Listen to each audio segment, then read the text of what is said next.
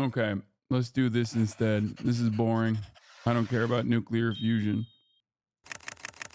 China, the big bad boogeyman for the West, leads the world in clean energy production. Contrary to the image we're supposed to have of them from all the Red Scare propaganda and xenophobic fear-mongering.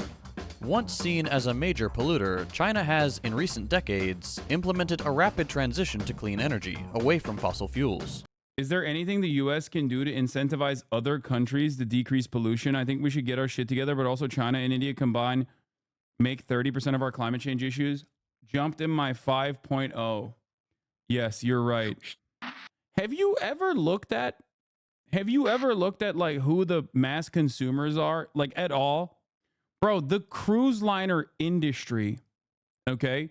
The cruise liner industry emits as much carbon pollution as the entirety of commercial and regular car travel inside of the entire European continent. Okay? You are out of your dang mind. Yeah, India emits 1/8 as much as USA per person. An American's fridge. No, that cruise liner thing isn't correct. It's SO2 and it's an old stat. Okay. An American's fridge or like a crypto miner is causing more causing more pollution than like entire countries. And you're over here being like, why is nobody thinking about China? In terms of per capita carbon emissions, we are putting up numbers, dude. I saw a TikTok about climate change that bummed me out so bad. The weather we're experiencing right now is likely because of the pollution from the 90s and early 2000s, and any changes we make right now won't be felt for the next 30 years. Strap in, chat. Yeah, and a big chunk of the pollution from India and China is because the West outsources their emissions to the third world, and even then, their per capita emissions are nothing in comparison to the average American. Like, look at this. Per capita consumption-based CO2 emissions in 2021. The United States, by and large, is the top, alongside Saudi Arabia and Oman. Damn, okay, Mongolia, popping off. I'm asking so they could also hold us accountable to decrease our shit. Yeah, dude, that's never gonna happen. Okay. Second most important city. Beautiful buildings, beautiful streets, a gorgeous city. When I see cities like this, I think also about the other side of it. You know, there's a phrase from Walter Benjamin, every monument of civilization is also a monument of barbarism. I think of the famines in Bengal, the jute workers in Bengal sending jute to Dundee through the Glasgow port. I think of human beings from Africa enslaved and brought from Ghana to the New World, and all those profits getting sucked into cities like London and Glasgow. You know, between 1765 and 1938, the British Isles stole $45 trillion pounds from India, 45 trillion sterling from India.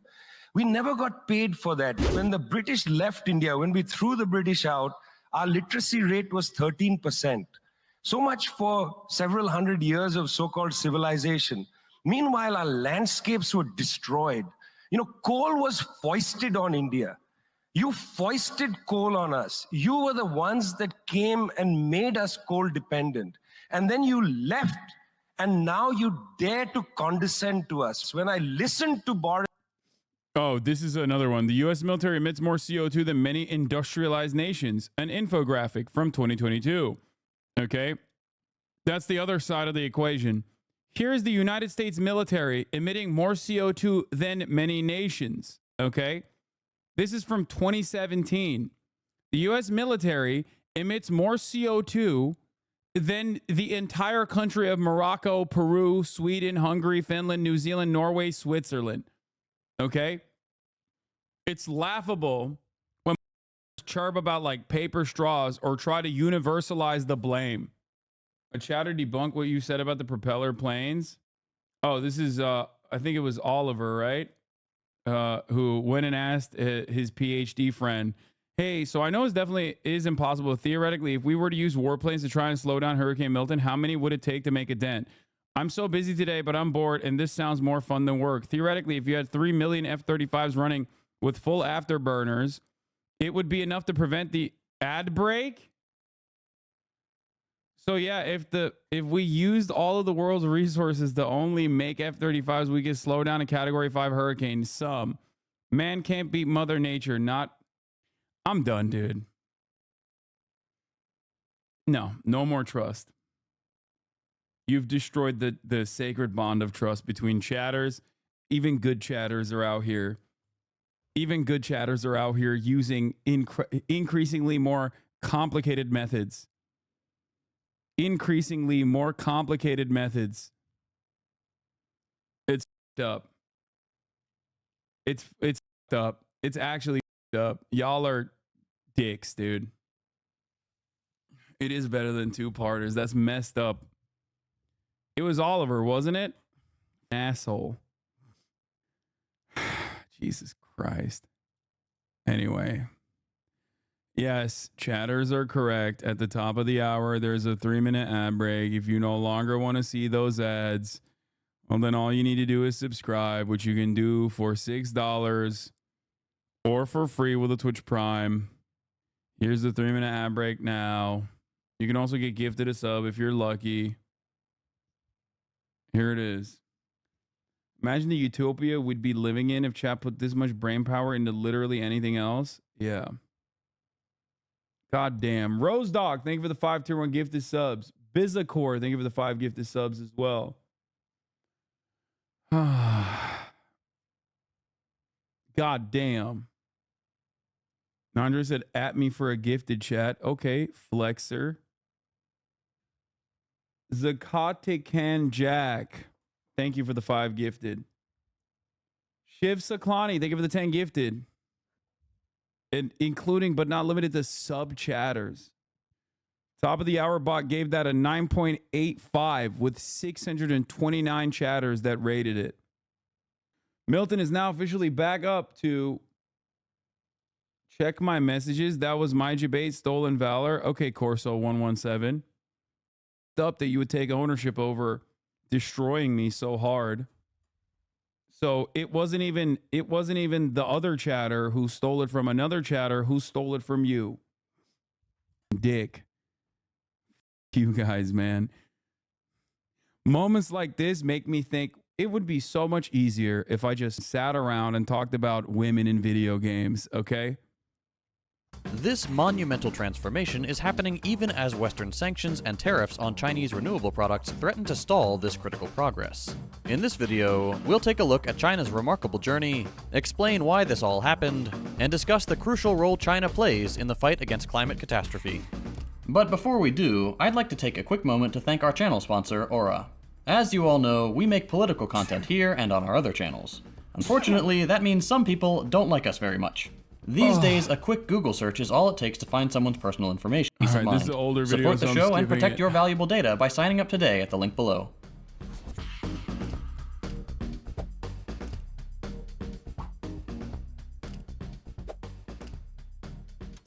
The foundation for China's remarkable economic ascent was built on Mao's industrialization policies of the 1950s through the 70s, but it really took off in the 1980s, transforming an impoverished agricultural nation into an industrial powerhouse within just a few decades, an unprecedented achievement given its vast population of 1.4 billion people. China's rapid growth has puzzled Western economists, who genuinely believe free market capitalism to be the most effective approach. This swift transformation is a testament to the success of the Chinese model of economic development, exemplified by significant state intervention and planning, two of the scariest things to Western politicians. By 2016, China's per capita income... It goes against our entire principle. It goes against our entire worldview. And the only way that it was okay. The only thing I will say about this is the reality that China was able to sneak away by offering basically free labor, okay, for years and years. The only reason why it was allowed to utilize central planning to develop this way in such a short period of time that confuses Western economists is because they were not brought to heel through direct warfare, because it was the manufacturing hub for all of our favorite greedy capitalists. That's it. It was far too far too good for the profit margins. It was for our capital owners. They were like, "No, it's great. It's fine. Even if they steal our IP, it's fine." This was basically short of like being in writing for decades that China was like, "We'll be the manufacturing hub for you. You will be able to transfer all of your labor to the Chinese economy, but in return, we just take your IP." Everybody knew that was happening. They didn't give a shit because they were like, what are they going to do? They can't make comparable products. No foresight whatsoever. Exactly. Short-term profit seeking. And also it was quite beneficial for capital owners because guess what? They ended up undermining U.S. labor. They ended up undermining Western labor in general. That was the reason why, unlike other countries that had socialist or socialist adjacent projects of their own or tried to implement some kind of central planning, obviously one of the consequences was also not having the technology to be able to implement it. But beyond that, the major reason why there was no hellfire brought upon China was that it was too valuable for capital owners. Okay? That's it. And in that time frame, not because of the opening of the Chinese markets that China was able to thrive, it was the central planning that continued, that caused the benefits, the capital that was flowing into China to be distributed as evenly as possible. Okay? I don't even like the steal our IP thing. Everyone seems to think that that's how they got good at EVs, but Belt and Road battery development are not stolen IP. They're just superior planning. They were late to the EV game, but are ramping so much faster than everyone else. People also complain about state subsidies, but we do that too. And to be honest, our dollar value subsidies to EV producers are higher. They just came later. Yeah, if you want to see what it would look like if China developed in a way that was more beneficial for capitalists without maintaining some kind of like central planning over this vast land with 1 billion people, look to India. That's why a lot of neoliberals love India as the new manufacturing hub as a counter to Chinese influence. Obviously, it's far more complicated than just that, but you know, that is the major that is what it looks like when you don't have capital, when you have capital flowing into your foreign capital flowing into your country, but you don't have any sort of interest in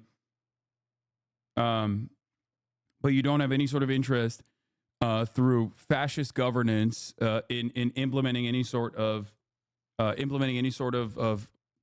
larger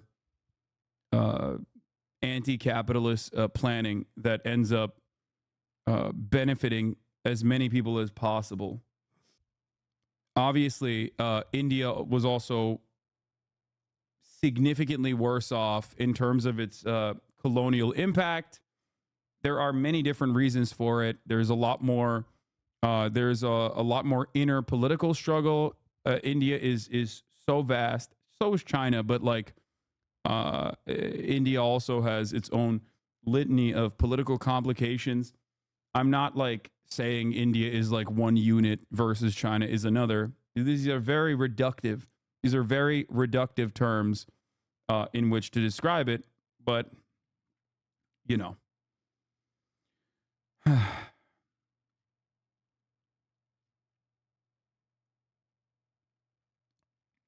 Let's continue. Income had surged, and the country had become the world's largest manufacturer, producing nearly 50% of the world's major industrial goods, including crude steel, cement, and coal. It shouldn't come as a surprise that these advances also landed them the number 2 spot, earning the title of the world's second largest economy. Meanwhile, in the U.S., traditional auto manufacturers look for any excuse to get out of the EV game, so they lobby for tariffs and then cool their production plans. Tariffs are not great. Tariffs are not for more time to ramp. It's just protectionist bullshit because they got beat. Yeah, but the other side of that problem is that when you slap on tariffs and you also refuse to compete with China on EV production, refuse to ramp up EV production, then they're going to They're going to outcompete you until, like, what's the plan here? Just larger trucks forever? Just every American, I'm not going to stop until every American has a Ford F-450. Like, we're not going to stop until everyone has a baby murder machine, a tank that's run on coal and oil. Like, what are we doing? The fuck are we doing? It's so idiotic. Tariffs are also additionally stupid if you're going to refuse to manufacture domestically. Like, tariffs and protectionist policies such as that one are effective if you have a competitive product that you are also creating. If you refuse to create a competitive product, then why the fuck are you even slapping tariffs on that? All you're doing is driving up prices. It makes no sense. I genuinely think it's just short-term profit seeking in general. Same thing happened in the 70s with then Japan was the dominant auto manufacturer for 50 years. Yeah. Oh, I know. Okay. I just want a goddamn Toyota Crown and a Toyota Hilux. That's all I want. This staggering growth placed China far ahead of many developed nations in industrial output and innovation. But it's not all sunshine and rainbows. As China has industrialized, it has picked up not only the positives of Western-style development, but also the negatives. Rising divorce and suicide rates, widespread business fraud and scandals, and pervasive asset bubbles. It also came with an arguably far higher cost, a severe environmental crisis. The environmental impact of China's industrialization was profound. Studies conducted in Zhuzhou City revealed significant pollution from heavy metals in air, water, and soil. Heavy metals from industrial waste were found to settle in the sediment of the Xiang River, causing inconsistent changes in concentrations over time. This pollution had significant implications for both the environment and public health, as heavy metals which enter the food chain lead to severe health problems. The primary pollutants, including cadmium, lead, copper, and zinc, were largely attributed to concentrated industrial activity. Yeah, every car manufacturer admits. I read this article. Ford CEO says the Chinese EV industry is the biggest threat to its business. CEO Jim Farley went to China and was terrified. Jim Farley trying to learn from his greatest competitor and is now trying to copy parts of China's electric vehicle playbook. I just want a Ford F100 concept, dude. Please. Please. I just want it so bad. I want it more than I want anything else, okay? That's all I want. I want the Ford F100 concept EV. I want it so bad. Please, please, please make it. Please. Please make it. Mass produce it. I swear it will sell out. I swear. Also, steal the Chinese IP. Make it, use that, like, battery and then gas powered generator system that they have over there. I don't give a fuck. Just please. The fuck is your ass going to carry in a truck? First of all, it's ironic that you say this because, one, I have a surprising amount of need for a truck due to my brother. And also, secondly, it's weirder that I drive around in a goddamn Taycan with this demon in the back seat barely fitting. Don't you guys have the Ford F-150 Lightning? Yeah, but it's not that good. God, it looks so sick. The F-100 Illuminator concept. Oh, God, I want it so bad. Oh, it's so sick. Anyway, let's continue. Vegetables absorbed heavy metals more easily than rice, but the concentration of heavy metals in both was higher than the edible standard and background value. Like other economic powers, China's environmental challenges have not been isolated. The global nature of its economic activities means that pollution and environmental degradation have far-reaching consequences. This is a critical consideration as China continues to play a central role in the global economy, influencing environmental policies and practices worldwide. While the U.S. continues to roll back environmental protections under both Republican and Democrat leadership, China's approach to climate change is refreshingly ambitious, and they've been meeting or exceeding many of their pledged goals. The Chinese government has officially recognized climate change as a significant threat and has set comprehensive goals to address it, something not typically seen among Western nations where there's still a debate as to whether or not it's happening during yet another hottest year on record. In September 2020, President Xi Jinping announced China's aim to achieve carbon neutrality by 2060, which has and will require substantial changes in the country's economic and energy infrastructure. This goal has been supported by numerous policies designed to reduce emissions and promote low-carbon technologies. From 2019 to 2021, China led the world in new solar, wind, and hydropower projects, as well as in the production and sales of electric vehicles and deployment of nuclear power plants. China's 1+N policy framework includes long-term plans, such as the 14th Five-Year Plan for a Modern Energy System and the Action Plan for Carbon Dioxide Peaking before 2030, which emphasize scaling up clean energy sources and investing in future industries. The country is currently providing the world an excellent example of what serious state-level climate action looks like. They engage in real diplomacy aimed at addressing real problems and implement robust, effective policies. Because of this approach, China is positioning itself as a global leader in renewable energy deployment and climate change mitigation. Over the last few years, China has consistently topped global rankings for new renewable energy capacity, underscoring its commitment to sustainable energy sources. The country's advancements in energy storage and grid infrastructure have been pivotal, enabling the efficient integration of renewable energy into the national grid and enhancing energy security. A major part of their technological dominance comes in the form of their electric vehicle investment. China has made significant strides in EVs. In 2022, a quarter of all new cars purchased in China were electric or plug-in hybrids, supported by a vast network of over 4 million charging stations. This rapid adoption is driven by extensive government subsidies, long-term investments, and a robust infrastructure that supports these cars, a comprehensive approach that's unthinkable in the West. Chinese companies like BYD and CATL are global leaders in EV and battery technology, innovative features, and market share. Chinese domestic manufacturers have been particularly aggressive in integrating new technologies into their vehicles, such as advanced entertainment features. BYD's quick battery swap stations are also a game changer. It's interesting because Elon Musk said he was going to do that and then never did, and then said it was impossible to do. And what he meant by that was, and Megaphonics in the chat has defended Elon Musk for saying that, even though at the time it was impossible to do while maintaining, the profit margins that they wanted to maintain. Where's Megaphonics? And voice-activated controls, making Chinese EVs highly competitive globally. There's a reason the West, especially the US, put such absurd tariffs and import restrictions on Chinese cars. Why would anyone buy a $100,000 domestic car when a Chinese model vastly outcompetes it in specs and price? Despite the popularity of electric cars, China's public transport sector also showcases significant technological advances. I don't think the battery swap thing is a game changer. When Tesla did it, it was to game the CA credit system, which was dumb and set up to advantage hydrogen cars. But people ended up not wanting to use it. They'd rather just supercharge. Why did you mention me? I was doing work. Remember when you defended Elon Musk saying that it's impossible to do a battery swap many, many years ago? I never forgave. And I never forgot. It might have been Fango Lives that said it. It was one or the other. Pretty sure it was Megaphonics. Advancements. China leads in the adoption of electric buses, with cities like Shenzhen achieving 100% electric bus fleets in 2017, 7 years ago at time of writing. This transition has set a high and necessary bar for urban transport electrification. The majority of the world's electric buses operate in China, which has led to a massive reduction in urban air pollution and greatly enhanced public transport sustainability. And now we come to one of the more controversial clean energy alternatives. I follow a Brazilian communist streamer who's very critical of China and was invited to the country by the Chinese government along with South American influencers who were completely shocked by the Xiaomi factory. That's bullshit. The Chinese government invited a critical communist Brazilian streamer.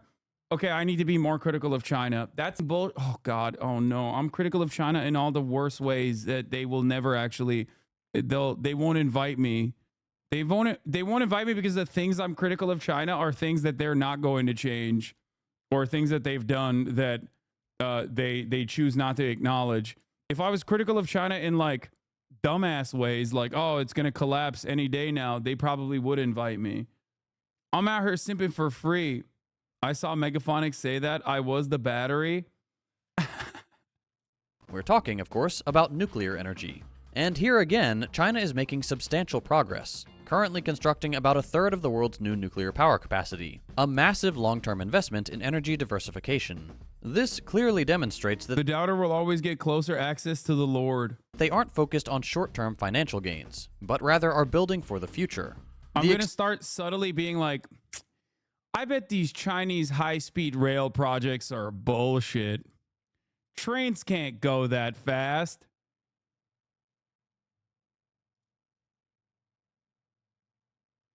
Come on.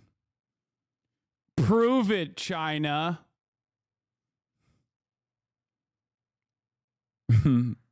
What are these tier 1 cities? What are these tier 1 cities all about? I don't believe it. I bet they're all ghost cities. They're all empty. It would sure be a shame if the Chinese government invited me to go visit them in person. That would sure be bad. Oh, man. There I'd be with egg on my face if they were to prove that these tier 1 cities are actually technological marvels. I don't believe it. There you go. Expansion in nuclear energy complements China's renewable energy efforts by providing a stable and low-carbon energy supply to support its long-term climate goals. In general, the renewable sector has been a major positive in the Chinese economy, benefiting from a surge in government stimulus as Beijing recovered from the effects of COVID-19. China's dedication to combating climate change extends to its active participation in global climate agreements. Their pledged commitments under the Paris Agreement are significant, aiming to peak carbon. It's crazy because, like, I already do it for free. Why pay for the cow when you can get the milk for free? Okay, they're out here giving money to streamers again to play Wukong again. I already played it for free and glazed it the entire goddamn way. Okay, that's the problem. That's the problem, chat. I'm already giving that titty milk. I'm lactating like a bro. On that close-up shot, you can really tell that you're 35. Really? You can? That's crazy. Do you like it? I'll keep doing it.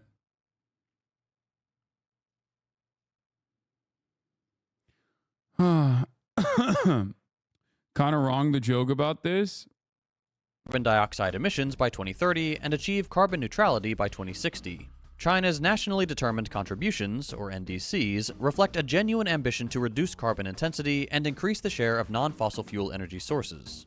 In 2021, in the Paris Agreement commitments that China submitted to the UN, Beijing pledged to strictly limit coal growth, strictly control new coal power, reduce energy and carbon intensity by 2025, increase the share of non-fossil energy sources to 20% by 2025 and 25% by 2030, and to generate 50% of the increase in energy use from 2020 to 2025 from renewable sources.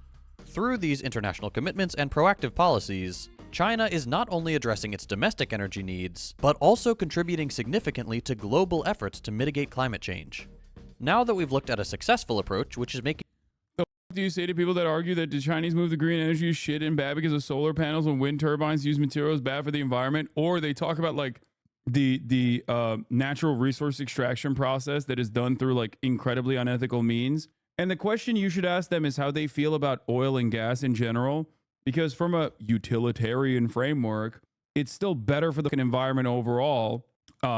If both of these natural resources are being extracted in insanely violent and unethical means, at least one is significantly better than the other in terms of its impact on the environment.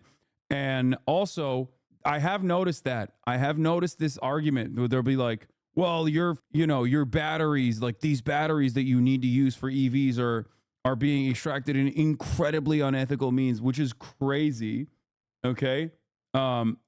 Because we've literally sent out, like, Shell and ExxonMobil have employed paramilitaries in places like Nigeria, specifically to, kill whichever leadership was not giving them the best possible contract. So the idea that, like, that the current oil extraction scheme is far more ethical than like the conflict minerals necessary for renewable energy and the battery structures that they have is ridiculous. Like half of the population of oil countries are Bangladeshi slaves, and these talk about human rights. Exactly. Making a meaningful impact on climate change, let's look at the West and see how they're approaching apocalyptic, irreversible climate change. If political rhetoric is to be believed, it must be better than China, right? Let's start with the United States. The approach in the world's richest and most powerful country primarily relies on profit-driven market solutions for the clean energy transition and climate change mitigation. Unfortunately, we can all see how that's going. Despite significant technological advancements on paper, the pace of adoption and implementation is too slow to meet the urgent demands of climate change happening right now. The reliance on the private sector has not been transformative, as evidenced by the unimpressive increase in renewable energy adoption and the continued high levels of total emissions. This is the key failure of the capitalist model. When the choice is between more profit now and sustainable profits later, the short term always wins out, regardless of the consequences. The American approach is destined for failure. Relying only on the goodwill and initiative of the rich, it must somehow contend with entrenched low-cost energy infrastructure, the high cost associated with a rapid transition, and resistance from established industries. Additionally, there are financial barriers to investing in emerging technologies, especially in developing countries and among lower-income households. Policy changes such as increased investment in scientific research, ending fossil fuel subsidies, and introducing carbon pricing are necessary, but have been met with significant political resistance and are unlikely to be implemented in the time frame required. And according to many experts, we're already past that window. This profit-driven model, heavily influenced by elite economic interests and the fossil fuel lobby, has caused a slow adoption of renewables. The American approach is further undermined by the lack of comprehensive and cohesive national policies. Because what good is freedom if you can't refuse to cooperate? State-level initiatives vary widely, leading to an inefficient patchwork of regulations that are often inconsistent and insufficient. This fragmented approach to policy, coupled with reliance on the invisible hand of the market and decentralized, often childishly obstinate state government to address a global crisis requiring unified and decisive action is, to put it lightly, only a little less useless than plugging your ears and pretending climate change isn't happening, which some states also do. Next, we'll look at the European Union, United States Light. Fewer calories, same support for genocide. The EU has adopted a regulatory and policy-driven approach to clean energy and climate change, aiming for climate neutrality by 2050. This approach is far better than the US's, as it relies on comprehensive legislative frameworks and international cooperation, with significant financial investments required from member states. The EU's energy sector, responsible for over 75% of its greenhouse gas emissions, is undergoing a substantial transformation to achieve a net zero economy. However, this approach has its own drawbacks, especially for a loose federation like the EU. The financial burden placed on member states and the uneven implementation of policies across the Union are significant obstacles. The ambitious targets set by the EU require coordinated efforts from all member states, which has proven to be a complex and often contentious process. This mirrors some of the challenges the US is facing. It turns out that implementing large-scale environmental policies within a diverse political and economic union is difficult to say the least. What's more, the EU's approach exacerbates economic disparities between member states. Wealthier countries are better equipped to make the necessary investments and adjustments, while poorer nations struggle to meet the same standards without significant external support. And unfortunately for them, their fellow member states aren't helping. So, despite being a collection of the richest and most powerful nations on Earth, built upon centuries of domination and their own heavily polluted past, the West is not only failing to implement policies, they are functionally and technologically years behind China, a country that is routinely criticized for not doing enough about climate change by these very same countries. And it's not just words. The Western powers are actively trying to undermine China's progress. The West, particularly the United States and the European Union, have imposed significant sanctions and tariffs on Chinese renewable products. These actions, framed as Hell yeah, brother. That's right. People also argue that the North American resource acquisition and extraction is more ethical and more regulated, thus being more environmentally friendly, which there is something to be said about, but this is not the argument most people think it is. North American resource acquisition and extraction is not more ethical and more well regulated. That is pure Orientalist thought. Okay? It's pure Orientalism. It's very simple. That's the precise reason why people will be like, China's policies in Xinjiang, which were unimaginably restricted and caused cultural genocide, mass surveillance, all of this stuff, are far worse than the actual, literal, complete genocide, ethnic cleansing campaign that is being initiated in Gaza right now to the Muslim population, to the Arab population. It's Far worse. That is precisely the reason why people always point to like, I don't know, Chinese Coast Guard pumping water at like Filipino boats or some shit in the South China Sea as like a massive point, a massive point of contention in the middle of like Russia pillaging the Ukraine, pummeling Eastern Ukraine, or America also funding and facilitating an ethnic cleansing campaign. It's like, it's far worse when China does like, I don't know, border wars or whatever with the Indian army. It's far worse. Like a minor infraction in comparison to like major violations of any matter of international law. And before oh my God, I hate this argument because anytime I bring up Xinjiang, there are like MAGA hogs, but for China, that come in and go, well, there were extremists there. What are you supposed to do? Okay. Just not realizing that you're making the same argument that America made for its war on terror. In a situation where I'm like currently explaining to you that obviously America's war on terror was far more consequential and far worse overall. Okay. There is no reason to ever defend another country. Critical support means you can criticize them. You know what I mean? Critical support doesn't mean like unconditional support. Communist and neocon pipeline. It's just very weird. Comparing it to the USA war on terror gives America's comfort. Yeah. It's ironic because Xi Jinping famously also said we learned it from you in dealing with the extremists in Xinjiang. The point is,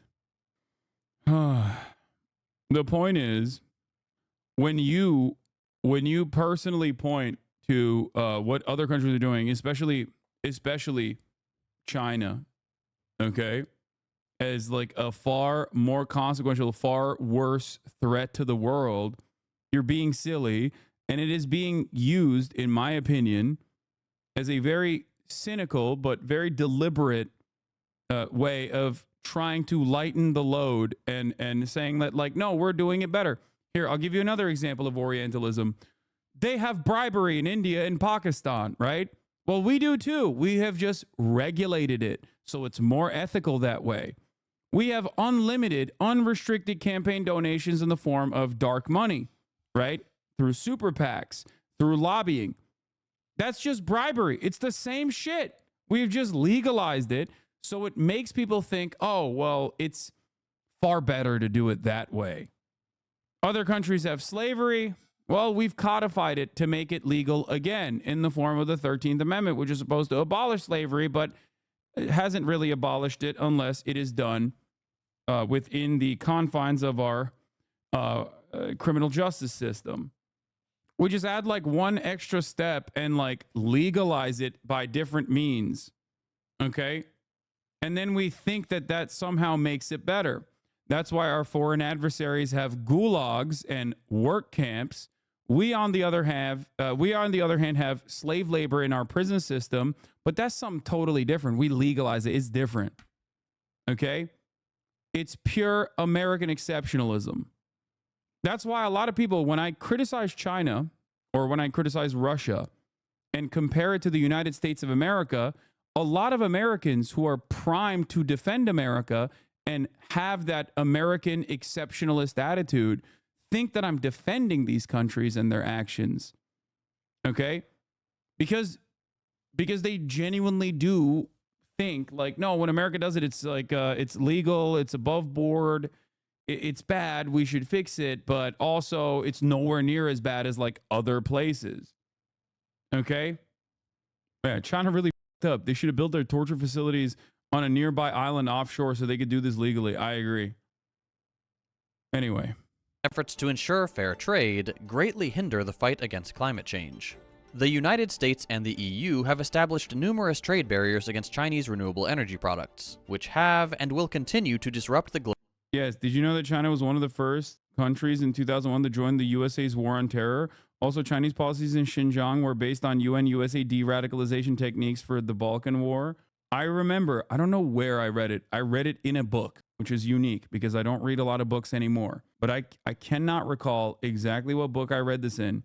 But I remember reading directly Xi Jinping's own words saying that their de-radicalization techniques and their war on terror, no, Xi Jinping himself personally said, I remember reading, personally said that the de-radicalization and the de-escalation of like radical Islamist violence in the form of like knife attacks in these areas had to be squashed, and that they were utilizing similar techniques or engaging in the same exact efforts that the United States was in its war on terror. Global supply chain. Since 2011, the number of trade restrictions, like anti-dumping and countervailing duties, has jumped from 1 to 16, with many more on the way or expected. Anti-dumping duties are imposed when a foreign company sells a product in the US at a price lower than it costs to produce, while countervailing duties are added to offset the benefits that Chinese manufacturers get from government subsidies. These duties range from 18.32% to a whopping 250% for anti-dumping, and from 14.78% to 49.79% for countervailing. These high tariffs are, among other things, meant to make Chinese solar panels more costly in the US, which is meant to hurt China's solar industry in order to boost adoption of domestically manufactured panels, which wouldn't be so bad if the US actually pushed for adoption of these domestic products instead of backing fossil fuels to the hilt. Similarly, the European Union has imposed heavy duties on solar glass imports from China, Malaysia, and Taiwan. The truth of the matter is that China leads the world in solar panel production. By 2025, it's expected that China will control almost 95% of the global production of key solar panel components.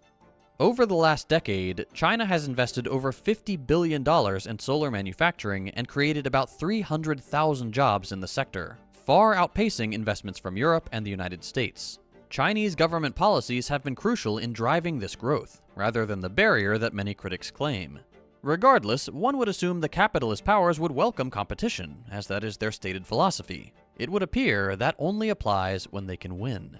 These Western-imposed sanctions and tariffs obviously have serious implications and consequences for global climate goals. Accelerating the adoption of renewable energy is crucial for cutting emissions, and a recent study shows that renewables and energy efficiency measures could meet 90% of emission reduction needs by 2050. Renewable energy is expected to be the largest source, requiring an annual increase of about 1.2%, a rate much faster than what we've seen recently. Fully utilizing renewable energy options would significantly cut emissions, achieving a 15% reduction by 2030 compared to the current path. This would align with the EU's goal of reducing greenhouse gas emissions by 40% by 2030, and help meet the Paris Agreement's targets. However, Western sanctions and tariffs make this goal nearly impossible to reach, revealing their total disregard for the greatest existential threat humanity has ever faced.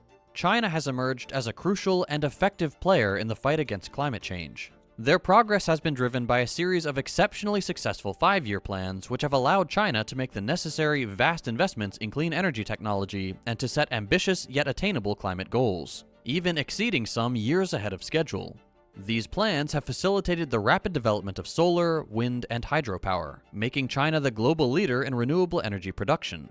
This success stands in stark contrast to the fragmented and lackluster efforts seen in the West, where policy inconsistency and lack of coordinated action hinders progress. China's ability to exceed their own goals, as well as those outlined by international agreements like the Paris Accord, is evidence that they aren't just paying lip service to the crisis as the West does, which is extremely important if there's to be long-term progress. But beyond this, China has been able to show the world. This is, I don't know exactly what, I don't know which article this comes from. BP has dropped its ambitious 2030 plan. It reduces oil and gas production by 40% and shift to renewables, 3 sources told Reuters. Okay, it's from Reuters.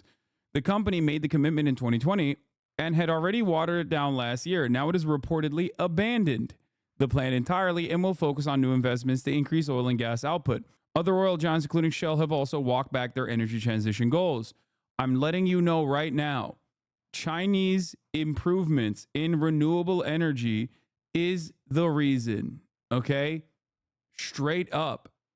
It's because we would rather sink the ship altogether than have China be the global leader in a new way, in the new method, okay? We would rather destroy the planet than allow China to be the global leader in what will take the place inevitably of the fossil fuel industry. As it stands currently, that is precisely what's happening. We also have no mechanism to fight back against this because we do not adopt central planning unless it's at the behest of capitalist corporations. We only utilize some form of centralized planning when it actually suits the profit margins and the profit-seeking interests of American corporations. Central planning requires stability. Central planning requires a competent leadership, a competent government. This is one of the many similar decisions. Here's what I wrote a year and a half ago. Last week, these companies all walked back their plans. In their latest earnings call, Shell told investors that they plan to slow their investment in renewable energy this year. The company instead plans to invest heavily in natural gas, a fossil fuel that it produces planet-warming pollution. Part of the reason why they were even investing in renewable energy companies to begin with was to halt their progress. Okay? That's it. You actually want central planning? Why wouldn't I? What do you mean? We already have it. I would rather wish we already have central planning. Anyone that says we don't have central planning is wrong, okay? We do. Like, what is one of the most successful industries that the United States of America has, okay, in terms of like unimaginable output? Agriculture, okay? How do we do agriculture in this country? There's not a single agricultural producer in this nation that does not get a shit ton of subsidies. That is where this comes from, okay? The problem, however, is what we do with our central planning. The central planning that we engage in the United States of America is only beneficial to a small percentage of shareholders. It is never beneficial to the entire country. It's also still heavily decentralized, and beyond that, the central planning that we have, I know that sounds stupid to say, but beyond that, not only is it simply done at the behest of profit-seeking corporations, okay, but also on top of that, it is a private public partnership that America pushes for at every step of the way. This kind of attitude is the reason why every single part of American existence seemingly gets worse and worse, including, but not limited to, the one aspect of like American government that is supposed to always be infallible and unshakable and unbreakable, the military. Okay? It's making even the military, it's making the one American competent government, the one American competent government organization less competent. Okay? It's awesome. So much bloat, so much corner cutting. It's great. The entire Chinese economy is one big public-private partnership, bro. Though, yes, except the junior partner in that coalition is the private companies. We have the exact opposite, okay? In China, companies work at the behest of the government. In America, the government works at the behest of corporations. That's the difference. That's what I'm saying. That's what I'm telling you. It's like flipped on its head. Our philosophy has been a real pivot towards energy transition investments, Sawan said, but we will make sure that those investments go into areas where we can see the line of sight towards attractive returns to be able to reward our shareholders. I've always maintained the position that there's two reasons why fossil fuel companies did this. One was obviously because fossil fuels are a finite resource and someday it's going to end. Okay? There is just not going to be enough to extract. They know that. If I know that, they know that too. So that was one of the reasons why they wanted to hedge their bets for the future. The other reason was so that they could, and this is very cynical, so that they could basically slow the progress to ensure that renewable energies can never outcompete fossil fuels when they still have enough fracking come that they can frack out of the goddamn earth. Wow, so impressed. I found the liberal Rush Limbaugh. Yeah, you got me. I am not a liberal, though, I don't think. The next day, BP and like I'm over here being like, we need competent governance in the form of central planning that is not dissimilar to the Chinese version at the very least. Okay. And this guy's like, well, that's a liberal. That's awesome. world that it's possible to grow an economy and seriously tackle emissions while introducing cleaner solutions that don't rely on profit incentives. The success of the 5-year plans has also proved the necessity of large-scale government direction in order to accomplish a goal that the West wants you to believe can be solved by individuals buying a product with a green sticker on it. Which is hilarious because this was an initiative also created by the oil and gas lobby. Like, the industry itself decided what's an acceptable and very cool method that we can take advantage of American individualism and universalize the problem, as though paper straws are the reason why we are polluting the world, when the American military, as we looked at earlier, is directly responsible for more carbon pollution than like entire countries. Okay, not universalize the problem, but like individualize the problem, individualize the responsibility. And it worked. It's so goddamn successful. People are so stupid. Unfortunately, myopic Western sanctions and tariffs on Chinese renewable products pose a serious threat to progress. Trade barriers not only undermine China's efforts, but also stall the global transition to clean energy, making it harder to meet international climate targets and avoid the most extreme climate fallout scenarios. The West's focus on protectionist measures over collaborative progress sabotages the desperately needed united front against climate change. But despite the challenges posed by Western sanctions, China stands poised to lead the global community in addressing climate change and securing a sustainable future for all of us. It's time that we in the West acknowledge that China isn't our enemy. It's simply an economic peer nation, and we could all benefit from the advances China has made if our own ruling class weren't so invested in the unsustainable status quo. Like, I don't even mind tariffs, honestly. Like I've said, I don't mind like isolationist trade policy or protectionist trade policy, as long as you're gonna also improve manufacturing in the country. If you're, on the one hand, continuously focusing on oil and gas as the primary energy resource, and simultaneously being like, and no one can have EVs, the fuck are you doing? We will never stop until there is one more lane, okay? We have to have one more lane. And not only do we have to have one more lane, the cars have to get larger. I will not stop until every American has a tank. I will not stop until every American that is working in an ad agency in the middle of New York is driving a Ford F450. No, F650. Okay? The trucks. Everyone needs a big rig. Hell yeah, brother, because that's freedom. Great stuff by First Thought, other channel of Second Thought. Anyway, says the guy who's trying to buy a truck and justifies it. Look at Big Dog. Dog, I want an F100, which is from an era where trucks were a normal size in comparison to what they are now. And it's an electric truck. What are you talking about?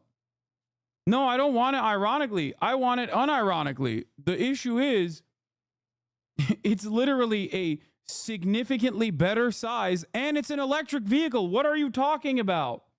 Anyway, electric trucks are heavier and so more dangerous to pedestrians. Would you ever be down to live in a condo or apartment building?